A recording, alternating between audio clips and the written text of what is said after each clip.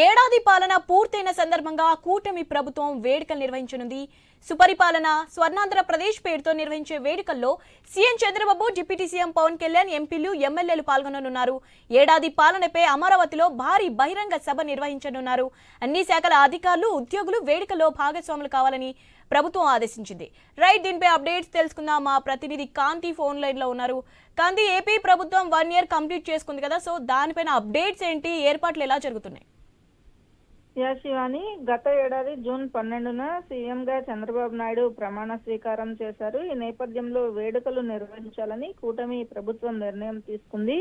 సుపరిపాలన స్వర్ణాంధ్రప్రదేశ్ పేరుతో వేడుకలు నిర్వహించాలని ఏపీ ప్రభుత్వం నిర్ణయించింది. ఏడాది పాలన సందర్భంగా ఈ రోజు సాయంత్రం రాష్ట్ర స్థాయి వేడుకలను విజయవాడ వేదికగా నిర్వహించబోతూ ఉన్నారు. ఏదైతే ఆంధ్రప్రదేశ్ ప్రభుత్వ ప్రధాన కార్యదర్శి దీనికి సంబంధించినటువంటి ఉత్తర్వులు జారీ చేయడంతో పాటు ఎమ్మెల్యేలు, ఎంపీలు, ఐఏఎస్ అధికారులతో కలిసి ఈ కార్యక్రమం నిర్వహించబోతున్నారు.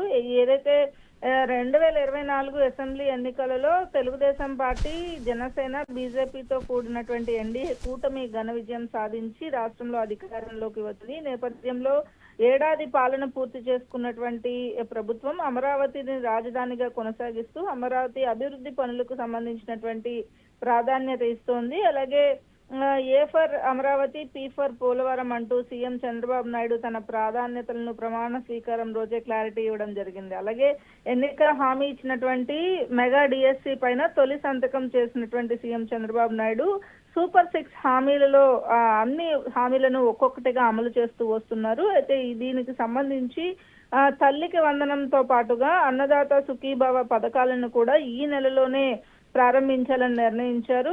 తల్లికి వందనం మార్గదర్శకాలకు సంబంధించినటువంటి జీవో కూడా జారీ అయిన నేపథ్యంలో రేపటి నుంచి నిధులు విడుదల చేస్తామని ప్రభుత్వం ప్రకటించింది. అలాగే ఆగస్టు 15 నుంచి మహిళలకు ఉచిత బస్సు ప్రయాణం హామీని కూడా కూటమి ప్రభుత్వం అమలు చేయనుంది. ఈ నేపథ్యంలో పార్టీకి సంబంధించినంత వరకు కూడా, అలాగే ప్రభుత్వానికి సంబంధించి ఈ ఏడాది పాలనకి సంబంధించి, అలాగే వచ్చే 4 సంవత్సరాలు కూడా ఎట్లాంటి పాలన అందిస్తారు అనే దానికి సంబంధించి ఈ రోజు సాయంత్రం జరిగేటువంటి వేడుకల నుంచి సీఎం చంద్రబాబు నాయుడు ఒక దిశానిర్దేశం ప్రజలతో పాటుగా అధికారులకు, నాయకులకు కూడా చేయబోతూ ఉన్నారు. ఈ నేపథ్యంలో దీనికి సంబంధించి డిజిటల్ పాలన పైన కూడా ఎక్కువగా ఈసారి పాలనకి సంబంధించినటువంటి అవసరాలన్నింటినీ కూడా చేపడుతూ ఉన్నారు. ఈ నేపథ్యంలో దీనికి సంబంధించినంత వరకు కూడా 3 పార్టీలకి సంబంధించి మంత్రిత్వ పదవులు ఇవ్వడం కానీ, నామినేటెడ్ పదవుల వరకు అన్ని కూడా అవగాహనతో జరుగుతూ ఉన్నాయి. ఈ నేపథ్యంలో కూటమి పాలనలో